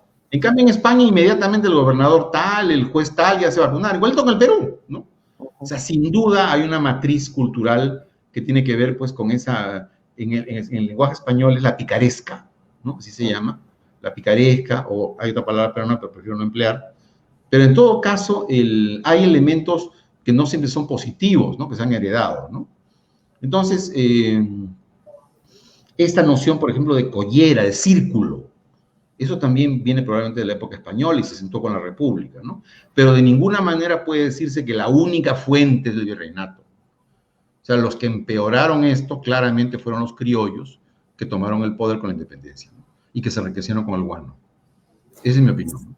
Sí, de hecho, justamente conversaba también que en el virreinato había un tema más de clasismo que de racismo, sí, típico de una sociedad que tiene nobleza y abolengo, sí, pero que esta nobleza era también indígena. Claro. En otras palabras, había, digamos, más parecido entre un noble indígena con un noble blanco, y la diferencia era más bien entre el no noble, el profano, con el noble. Ahí es donde estaba la brecha, ¿no? Claro, no, de hecho, por ejemplo, muchos españoles se reciclaron así, que eran pobres españoles que llegaban, pero blancos, medio pintones, que inmediatamente se incorporaban a las familias de nobles incas, pues, y las blanqueaban, ¿no? ¿No? O sea, eso también es un mecanismo. Ahí lo aceptaban para blanquearse, ¿no? Pero, digamos, definitivamente el estatus del español pobre era pobre al lado del indio rico, pues, ¿no? Claramente, así es. Como tú dices, ¿ya? Entonces, en todo caso, incluso con vasos comunicantes. Es una cosa que quiero destacar, porque cuando tú vas a Estados Unidos, hoy, yo vivo en Nueva York, en Rye, una localidad cerca de Nueva York, tú ves ahí la separación de negros y blancos, es absoluta. Es absoluta, ¿no? Absoluta. Entonces, parece el mundo estadounidense de 1850. O sea, imaginar a una chica negra con un rubiecito hijo de millonario que vive, es imposible. Simplemente es imposible. O sea, no es algo que quepa en la imaginación, ¿no? Entonces, lo que había en el virreinato era una sociedad con divisiones, sin duda, del cual hemos heredado muchas cosas buenas y malas, pero que tenía porosidad, o más porosidad es la palabra, ¿no? Eso es lo que se perdió mucho con la República a partir de la época del guano, ¿no? Que se formaron divisiones casi a la manera sudafricana, ¿no? Ahora, mencionó también algo que me pareció muy interesante, que es que este proceso de independencia hubiera sido mucho más fluido y mejor llevado, menos cruento y con menos heridas y resentimientos, si se hubiera formado una especie de mancomunidad de naciones encabezadas por el rey, pero el rey como una figura política, simplemente diplomática o como un árbitro, un poco a lo que parecido a esta Commonwealth que tiene Inglaterra, ¿no? Con Australia, Nueva Zelanda, Canadá y demás, ¿no? ¿Cree que el día de hoy ya es posible formar un bloque de una mancomunidad de naciones hispanas que haga frente a las potencias internacionales, o ya corrió mucha agua debajo del puente, ya estamos, ya ha pasado 200 años, ya existe un sentimiento incluso de rivalidad entre nuestros países, porque en el Perú, así como en el Perú existe un anti-españolismo y un anti-chilenismo, uno va a Ecuador y también existe un antiperuanismo exacerbado. O sea, ellos construyeron su identidad ya teniendo como enemigo el Perú, así como el Perú lo construyó teniendo como enemigo España. En Bolivia igual nos dicen, ¿no? Sí, los peruanos se copian todo de nosotros. Entre Chile y Argentina existe también rivalidad por el tema de la Patagonia, por el tema de la intervención de Chile en las Malvinas. Paraguay mantiene una rivalidad con todos los países que le hicieron guerra, los de la Triple Alianza. Entonces ya es demasiado difícil unirnos en esta mancomunidad hispana, o cree que si Europa lo hizo después de 2 guerras mundiales donde se mataron entre ellos, con mayor razón nosotros podríamos hacerlo?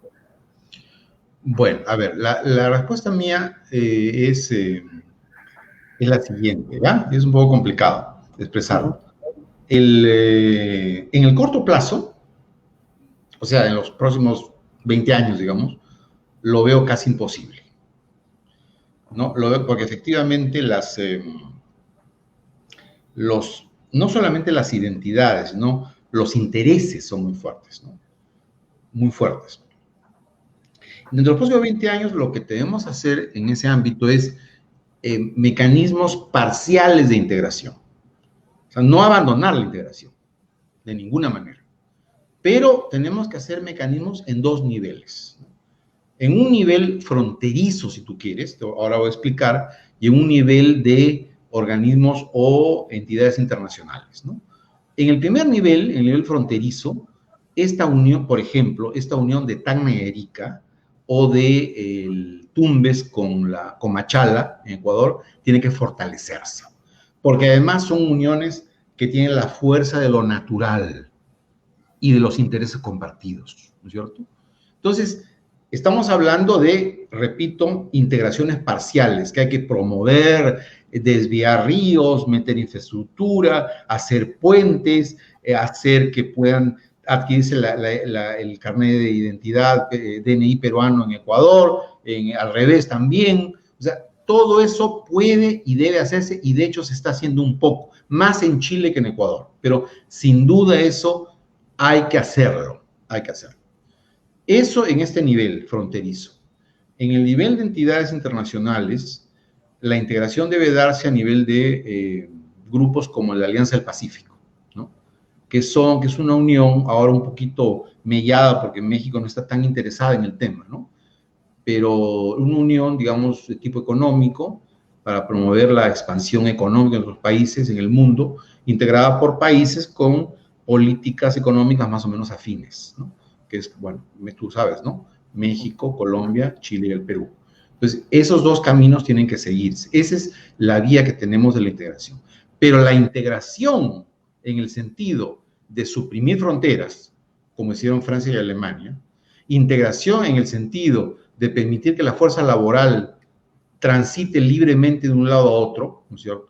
Integración en el sentido de tener universidades con un patrón educativo similar, o sea, lo que ha conseguido la Unión Europea, bueno, por lo menos hasta ahora, ojalá que no desaparezca. Eso lo vamos a conseguir recién, por lo menos en un siglo. Porque como tú has dicho, Francia y Alemania lo consiguieron, pero ¿por qué?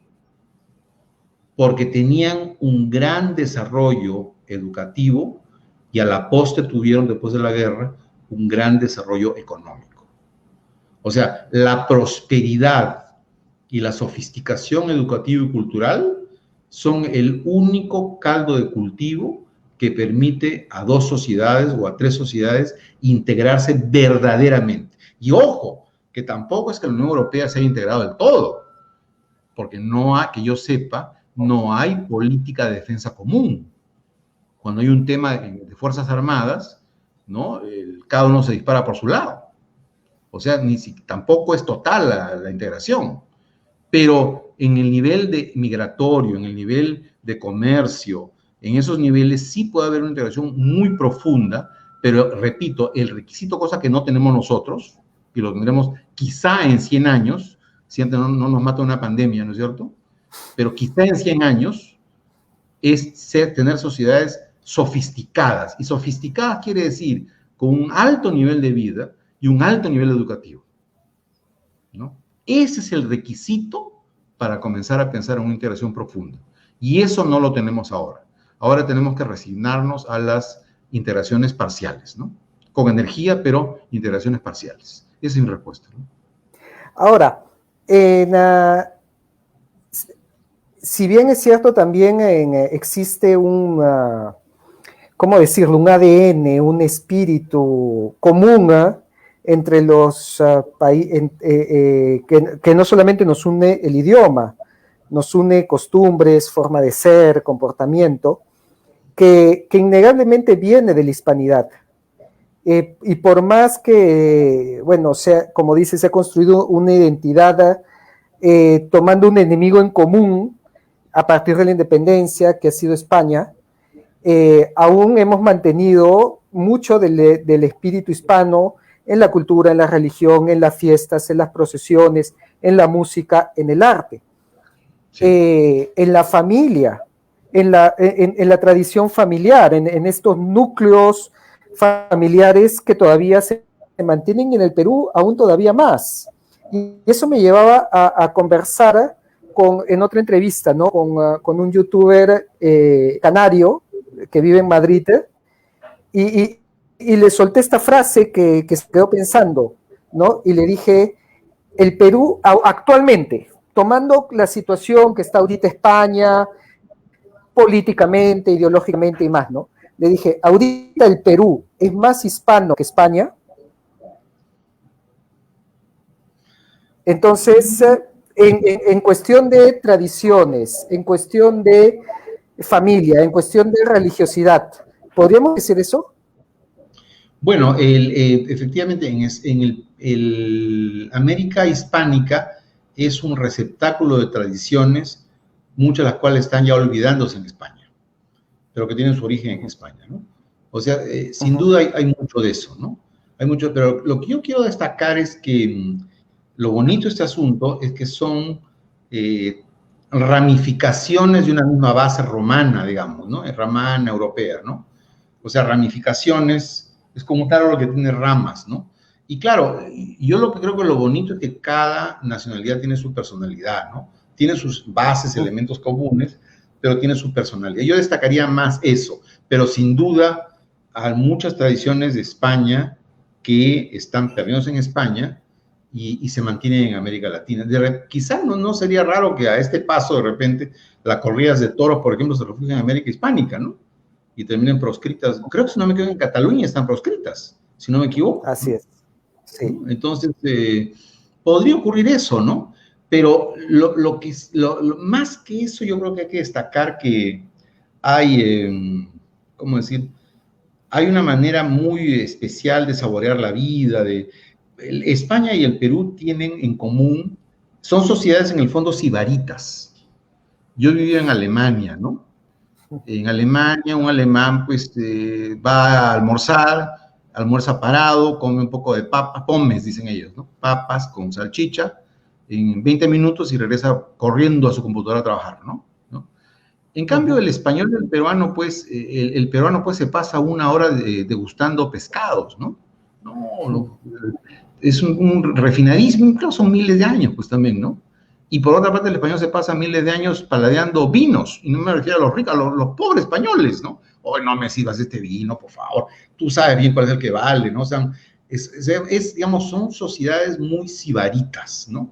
Eso tiene su lado bueno y su lado malo, ¿no? Su lado bueno es que la verdad es que yo creo que cuando tenemos ciertos recursos disfrutamos mucho de la vida, ¿no? Sin duda, no estoy diciendo ningún pecado, ¿no?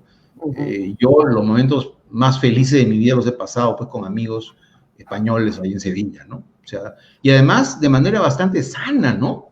Sin drogas, sin borracheras, o sea, mis amigos historiadores eran gente pues de primera, ¿no? De primera. Realmente, yo hasta diría que a veces añoro esa época, ¿no? Entonces, eso es por el lado bueno, ¿no? Además, pues tienen gracia, tienen chispa, que es algo que compartimos también mucho, ¿no? Pero en cambio, el lado malo es que nos hace proclives a la inexactitud, a la falta de seriedad y a no cumplir horarios y a no tener disciplina en el trabajo, ¿no? Entonces, como te digo, tiene su lado bueno y su lado malo, ¿no? Pero a mí me gusta mucho que la tradición peruana haya heredado ese savoir vivre, ¿no? Del mundo hispánico, ¿no? Ese gusto por la vida. Me acuerdo un español matándose en Sevilla buscando el tomillo. ¿Para qué buscar? No, hay que ponerle la carne al medio, ¿no? O sea, una cuestión de Estado casi, ¿no? Sin el tomillo al medio esto no funciona, ¿no? ¿Cierto? Entonces, eso, como digo, tiene su lado bueno y su lado malo. A mí me gusta en lo personal, ¿no? Pero hay que estar alertas de también, lamentablemente en el mundo moderno, hay que también ser un poco como los vietnamitas o los coreanos del sur o los alemanes, que son disciplinados, ¿no? O sea, eso, si no somos disciplinados, no nos vamos a incorporar bien al mundo. Eso también es cierto, ¿no? Podríamos redondear entonces todo lo que hemos conversado en construir o consolidar esta identidad peruana en esta fusión, ¿no? Que ha dado un elemento único, como cuando se combinan colores y salen nuevos colores, ¿no? O cuando se combinan platos y sabores y sale un nuevo sabor, ¿no? Esta fusión de lo hispano y lo andino, que lo encontramos en la gastronomía, en el arte, en la música criolla, incluso el mismo huayno, en los vestidos, en nuestras tradiciones, en nuestra religión, se han fusionado ya tan íntimamente que son inseparables y que debemos reconocerlas como tal en lo que es hoy lo que es la peruanidad, ¿no? Que es un poco lo que conversaba también del Busto, ¿no? Que él decía que esto es peruanidad, ¿no? La fusión, los hijos de estos dos mundos. Bueno, mira, claro, es complejo responder esto, pero siempre hay que aplicar un poco de, ¿cómo decir?, sentido analítico, ¿no? No tanto de pasión, sino porque por la pasión a veces te desbordas, ¿no? Mejor aplicar un poco de sentido analítico a esto, ¿no? Y entonces, yo creo que digamos, para comenzar, no hay un solo tipo de fusión o vinculación histórica cultural, ¿no? Ahora te voy a mencionar por lo menos algunos tipos, ¿no? Eso me parece muy importante, ¿no?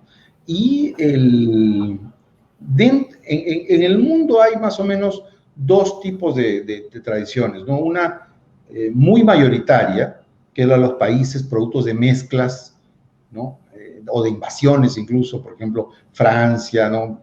Se formó con la invasión de los romanos contra los galos, estamos hablando de qué sé yo, hay países que más o menos son productos de fusiones y hay, por otro lado, países que son países más o menos intactos, por llamarlo de alguna forma, ¿no? Entonces, nosotros pertenecemos claramente al grupo de países con fusiones, claramente. Ahora voy a mencionar ejemplos, pero no quería dejar de mencionar esto, de lo cual se habla poco, ¿no? ¿Cuál es la diferencia entre el Japón y el Perú? ¿Tú te puedes pensar en eso? ¿Cuál es la diferencia? Japón nunca ha sido, bueno, claro, en la Guerra Mundial perdió, pero no tuvo un asentamiento propio de otra cultura en su terreno, ¿no? Claro, o sea, digamos, en otras palabras, si Francisco Pizarro hubiera llegado a lo que ahora es el Japón, su cabeza habría terminado en una pica cortada, ¿no? O sea, por la sencilla razón de que el poderío militar de los japoneses en ese momento, que ya habían conseguido hasta arcabuces europeos, ¿no es cierto? Y tenían caballos, hacía imposible cualquier invasión española o portuguesa. A lo más mandaron jesuitas que los terminaron empalados, ¿no? Terminaron colgados. O sea, el punto es que los japoneses, aunque asimilaron al comienzo un poquito el cristianismo, al final lo rechazaron. Los japoneses mantuvieron su matriz cultural y la mantuvieron en el siglo XVI, en el siglo XVII, en el siglo XVIII y recién en el siglo XIX es que aparece una flota estadounidense con cañones y le dicen, abran sus puertos y no los cañoneamos. El Comodoro Perry, a mediados del siglo XIX. Recién ahí es que a la fuerza comienza a aparecer los ferrocarriles, la tecnología europea, pero siempre filtrada. ¿Por qué filtrada? Porque conservaron su matriz. Esa matriz les permitió filtrar lo europeo. ¿Queremos esto? No queremos esto. ¿Queremos esto o no queremos esto? Eso es el Japón. Eso es el Japón, hasta ahora. En cambio, en el Perú, la sociedad andina, lo que encontraron los españoles, puede compararse pues con una vasija de arcilla finísima que con la conquista se quiebra y se parte, y de la cual conservamos solamente, de los 40 pedazos en que se quebró, conservamos pues 10 pedazos.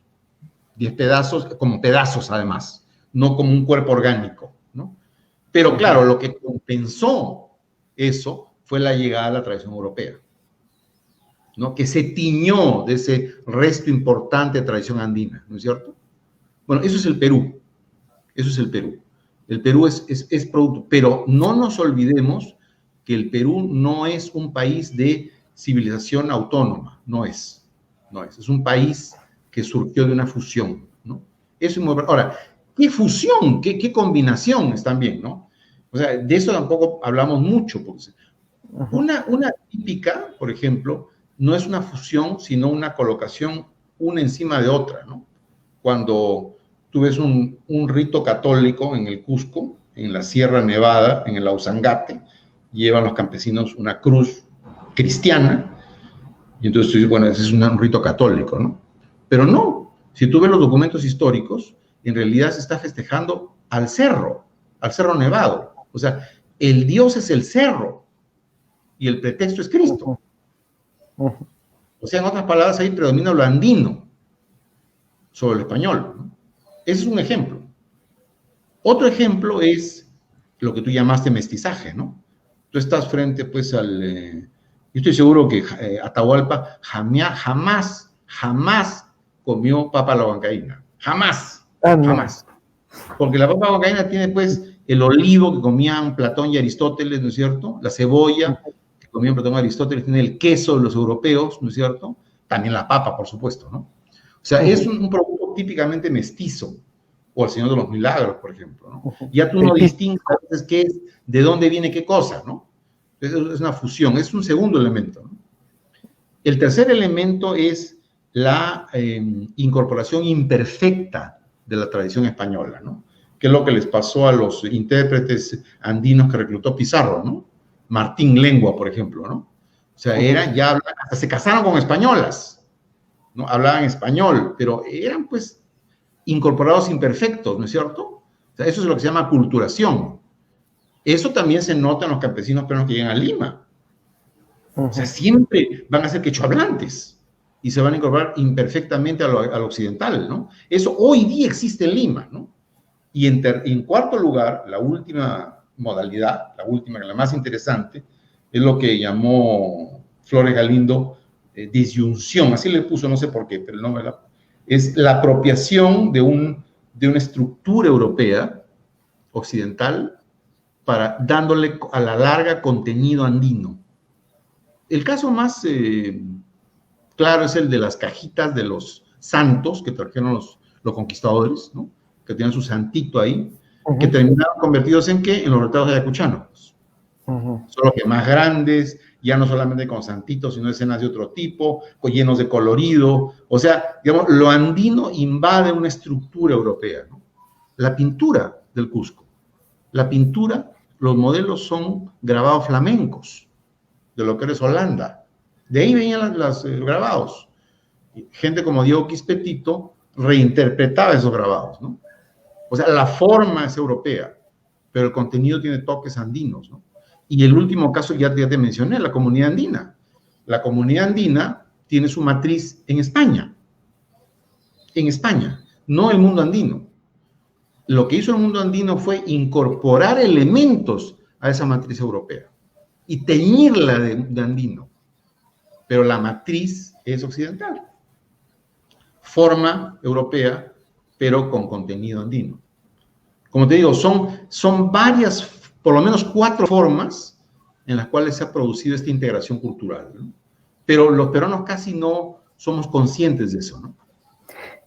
Pero alguien que escucha su ejemplo podría decir, entonces el Perú ahorita es una vasija rota y parchada, que claro, ha cogido los pedacitos rotos andinos, los ha rellenado con los europeos, Y si esa vasija yo la miro por acá, yo voy a decir, mira qué bonito se ve porque tiene más colores, Sí. y de repente esa es pues nuestra gastronomía y nuestra música y nuestra cultura, pero si yo le doy la vuelta, es una mezcla sin ton ni son, totalmente caótica y desordenada, que es lo que vemos en otros aspectos peruanos.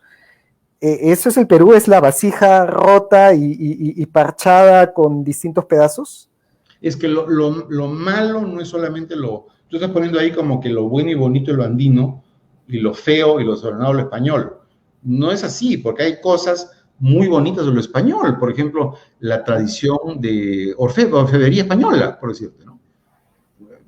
Mucha no es andina, ¿no? O sea, yo diría que la platería, por ejemplo, peruana es sobre todo de raíz española, no es de raíz andina, ¿no? Pero como te digo, yo creo que es una combinación, ¿no? Una combinación. Esta metáfora de los pedazos de vasija es porque realmente es así.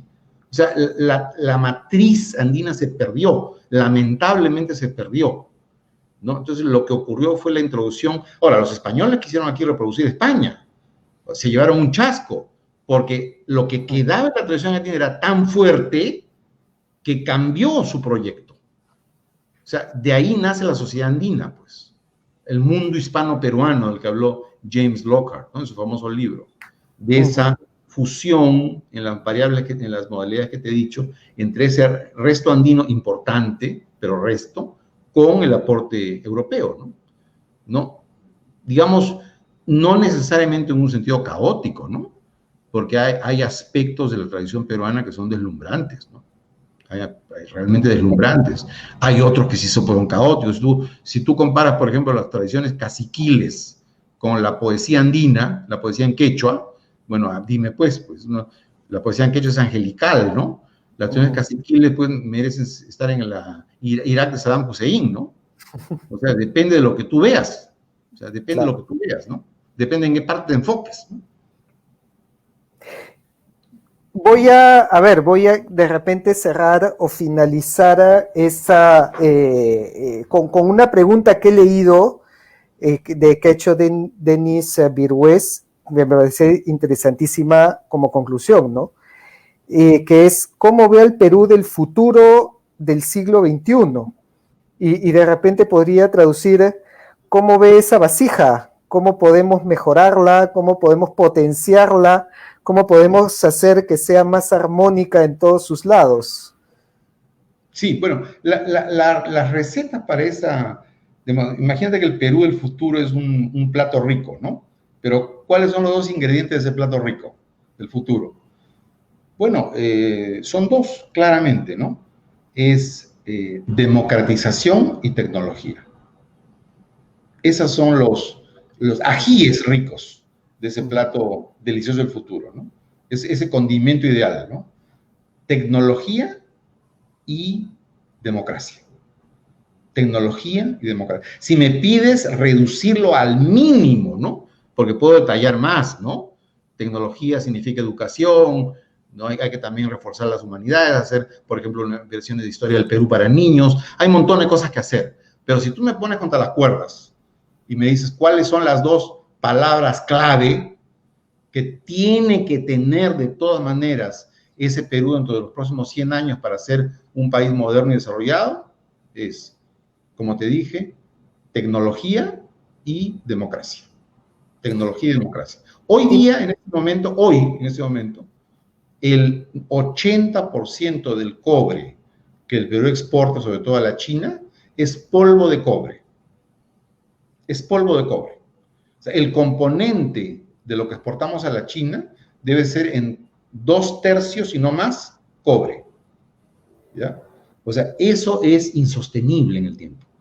Insostenible. O sea, el Perú tiene que entrar, por ejemplo, por lo menos al ensamblaje de laptops y computadores. Por lo menos, comenzar como Malasia.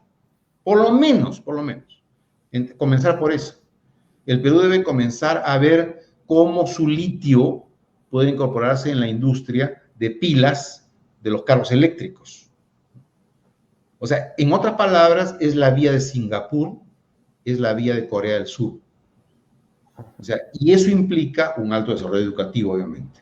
Y en cuanto a democracia, la idea es conservar la grandeza de nuestras tradiciones, que hay muchas cosas grandes, nobles, gratificantes, ¿no?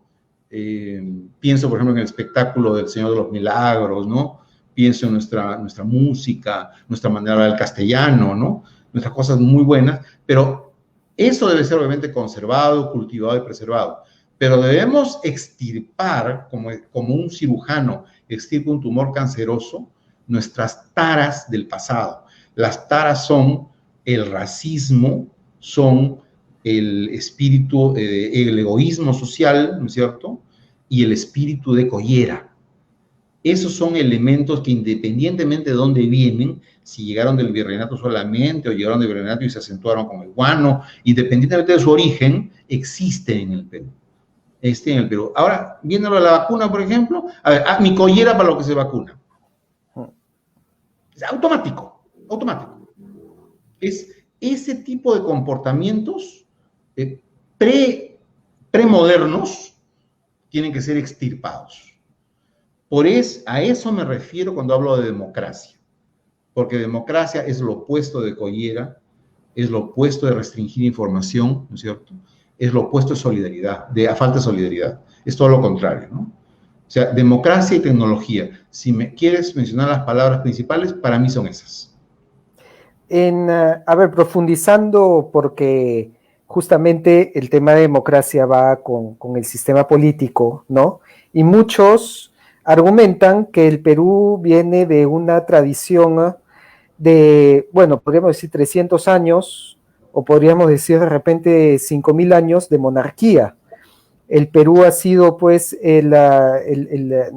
digamos, no sé si llamarlo, no el país, ¿no? Sino el territorio más monárquico de toda Sudamérica, largamente. Sí. Y muchos argumentan que hay un ADN monárquico de buscar un rey, un líder, y que en la República ha llevado el caudillismo, ¿no? Decimos ya, ok, en la República no tenemos reyes, pero finalmente comenzamos a entronizar a estos aventureros políticos que rinden culto a su persona antes que a las ideas, ¿no? Y argumentan, entonces hay que sincerarnos y pongamos a un rey, ya sea, no sé, descendiente inca o un rey rotativo como tiene Malasia, o una cámara de nobles tipo Inglaterra, que tiene la Cámara de Lores, y de ahí se votan y eligen a una especie de rey o una especie de inca, porque así nos vamos a sentir más cómodos. Bueno, mira, a ver, vamos a ver. La fórmula monárquica fue muy racional en 1820, 21 hasta el 23, digamos. Pudo aplicarse. De hecho, se aplicó en México y se aplicó en el Brasil. Se aplicó. Pero se aplicó, ojo, como solución que se vio que era de transición. En México fue mucho más notorio. Yo creo que el imperio duró 2 años, si no me equivoco, ¿no? En Brasil duró más tiempo, duró hasta la década del 90, del siglo XIX, pero igual iba a desaparecer, ¿no? Iba a desaparecer, ¿no? O sea, digamos, como fue una transición, y al Brasil, ojo, le representó conservar ese inmenso territorio. Si no había una monarquía, el Brasil se habría partido pues en 10 pedazos. En el caso de la monarquía, conservó el territorio del Brasil, ¿no? Entonces, sí, considerando las circunstancias del pasado, habría sido posible una fórmula monárquica temporal, ¿no? Definitivamente. Pero, si me piensas hablar del presente, es totalmente imposible y hasta negativo. Porque la modernidad ya no está asociado de ninguna manera a lo monárquico, nada, en absoluto. Antes había un rezago de orden, por lo menos, ¿no? Ahora no. Tú ves en todos lados. En Europa, por ejemplo, hay cuestionamientos, ¿no?, sobre la irracionalidad de la institución monárquica, ¿no? Es una cosa constante, ¿no? Y cuando existe de manera totalmente simbólica, ¿no? Y los Windsor en Reino Unido no tienen ningún poder en realidad, ¿no? El poder está en otro lado, ¿no? Entonces, hoy, en otras palabras, en un mundo como el actual, es no solamente imposible, sino irracional pensar en una fórmula monárquica, ¿no? Pero lo que sí se puede hacer es perfeccionar la democracia, ¿no? Por eso sirve la historia, ¿no? La historia permite ver las cosas en perspectiva. Entonces, yo te pregunto, Rafael, compara las elecciones que llevaron al poder a, digamos, Andrés Avelino Cáceres en 1886 y las elecciones que llevaron al poder a Kuczynski en 2016. Tú dime dónde ves las diferencias. Tú dime. Bueno, entiendo que en las elecciones durante el siglo XIX prácticamente las urnas se defendían con armas. Primer elemento. ¿No? Porque, y de hecho, el que tenía mejor espíritu de batalla era el que ganaba las elecciones, porque se combatían con armas y el que ganaba la urna era el que contaba a su favor y ese era el que ganaba más votos para la presidencia, ¿no? Ya, pero hay otro elemento aún más importante, que es el siguiente. Votan solamente los alfabetos. Claro. No los analfabetos. También, ajá. Pero es una diferencia sideral. Amigo, es una diferencia sideral. Y finalmente, votan los que tienen renta, los que tienen una casa, los que tienen una empresa. O sea, en otras palabras, lo que te quiero decir es que con todos los problemas que veamos ahora de la democracia, la baja calidad de los congresistas, con todo lo que consideres, somos Suiza al lado de cómo éramos en 1886. Suiza. Y lo mismo te puedo decir en el tema de la corrupción. Hoy por lo menos pues hay SUNAT, Contraloría, está por lo menos hay varios fiscales activos. O sea, algo. En esa época el Perú era una cancha para extraer recursos para unas cuantas familias. O sea, digamos, eso es en el nivel de la corrupción. En el nivel de la democracia, con todos los problemas que tiene la democracia en el Perú, ha habido avances gigantescos. Otro elemento, el voto de la mujer. Llegaban 4 elementos, 4. O sea, somos Suiza al lado de eso. Lo que pasa es que tenemos que verlo en perspectiva. Tampoco es una visión comodona, ¿no? Porque hay gente que dice, no, hemos avanzado, hay que contentarnos con eso. No, yo no estoy diciendo eso. Yo no estoy diciendo eso. Yo lo que estoy diciendo es que hay que ver lo mucho que hemos avanzado, pero también ser conscientes de lo que debemos perfeccionar, ¿no? Hay mucho que perfeccionar, en el nivel de detalle incluso, ¿no? Por ejemplo, el famoso voto preferencial, por darte un ejemplo, se ha visto pues contraproducente, ¿no? O sea, por darte un solo ejemplo, ¿cómo es posible que no haya un sistema para filtrar a los que tienen condenas en el Poder Judicial para evitar que sean congresistas? También, ¿no? O sea, pero esas son cosas perfeccionables. O sea, no hay que ser tampoco tan pesimistas. Yo siempre pongo como ejemplo las cosas pequeñas que se pueden ver en el day to day, ¿no? Mira, tú eres muy joven. ¿Tú qué edad tienes? Debes tener 30 años, ¿no? 38. Bueno, 38 ya. Pero tú eres jovencísimo. Yo estoy soy 60. Y yo me crié en San Isidro. Y en San Isidro, en 1970, los parques eran terrales. Terrales. Qué raro, ¿no? Estoy hablando de, no la parte marginal de San Isidro, estoy hablando de la parte donde están las embajadas, la embajada china, por ahí. Lo sé porque mi colegio quedaba cerca, el peruano británico, ¿no? Eran terrales donde aparecían hierbas silvestres, ya, y donde había ratas, por supuesto, ¿no? Llegó un régimen municipal en los 90, por un señor, ¿cómo es que se llama el alcalde famoso? Andrade, un alcalde de origen pepecista, con un pensamiento cristiano-demócrata, muy interesante, por cierto, no se ha estudiado mucho el pensamiento, es el pensamiento que hizo que Alemania se volviera una potencia europea, claramente, ¿no? Este señor comenzó a ordenarlo todo.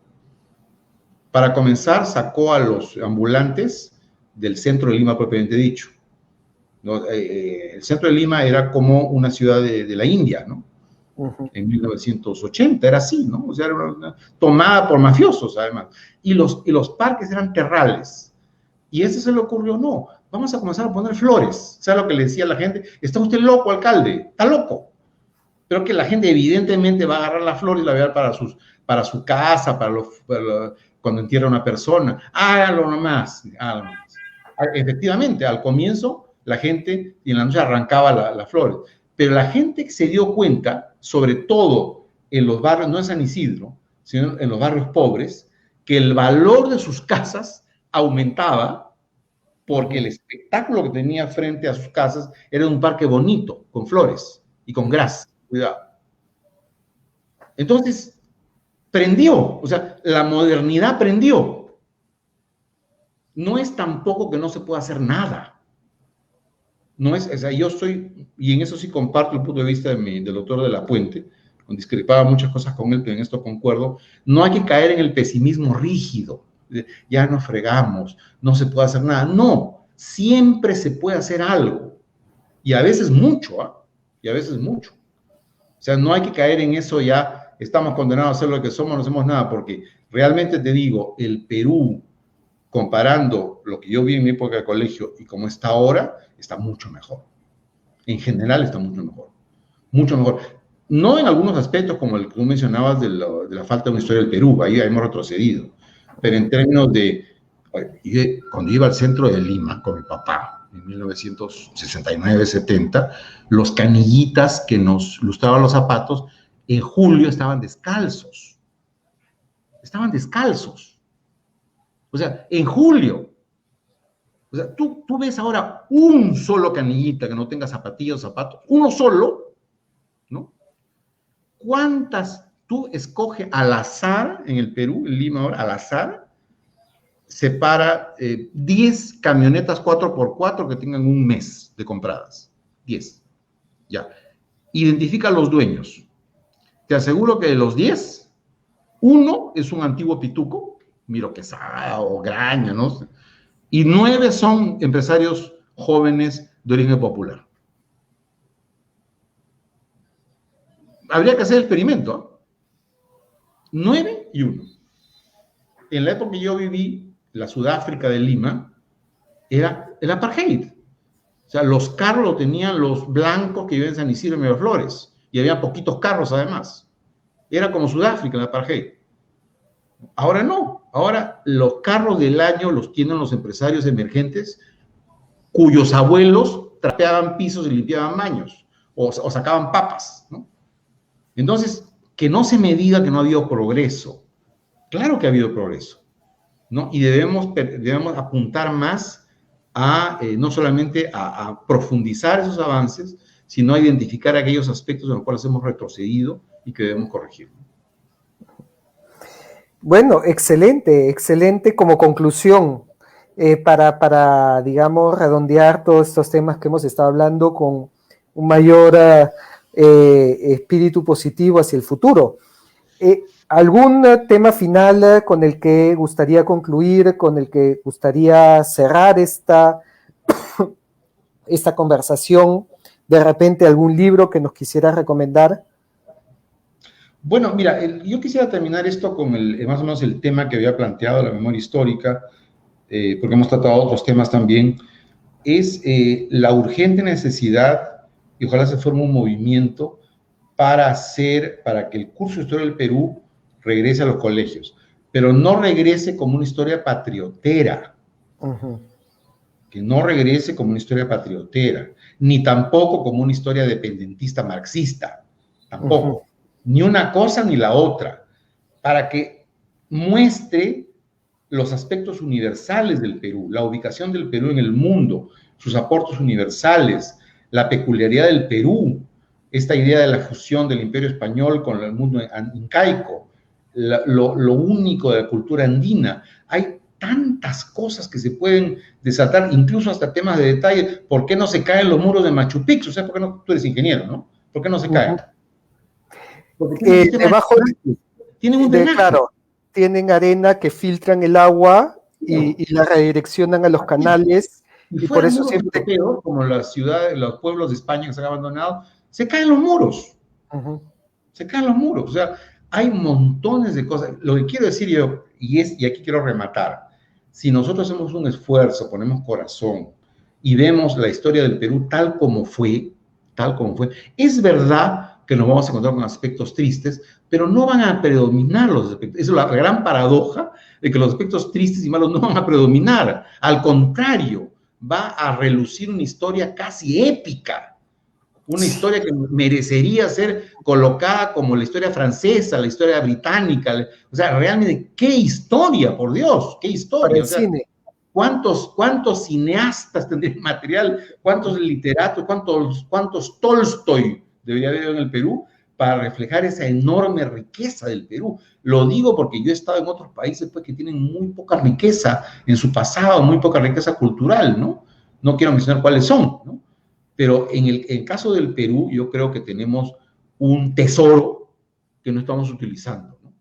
Un tesoro que conviene filtrarlo, como repito, insisto, no caer en nacionalismo, no caer en visiones ideologizadas, tratar de ver las cosas como son, y vas a ver que lo que queda es algo deslumbrante, por donde se vea, ¿no? Por donde se vea, ¿no? Y es una de las cosas que más me gustan de estudiar historia del Perú, ¿no? Porque siempre que estudio algo, llego a algo muy interesante, ¿no? Sea el campo que sea, ¿no? Eso sería... Excelente, excelente, y bueno, agradecerle este tiempo que se ha pasado volando, porque la verdad hemos conversado muchísimos temas interesantísimos, así que le agradezco por esta conversación y seguramente, bueno, estamos en contacto para en algún momento conversar de muchos otros temas que se nos han quedado en el tintero. Bueno, Rafael, a ti las gracias y también a los amigos que nos han escuchado, mi agradecimiento. Y nos vemos en una siguiente ocasión. Gracias. Así es, gracias, nos vemos. Hasta luego.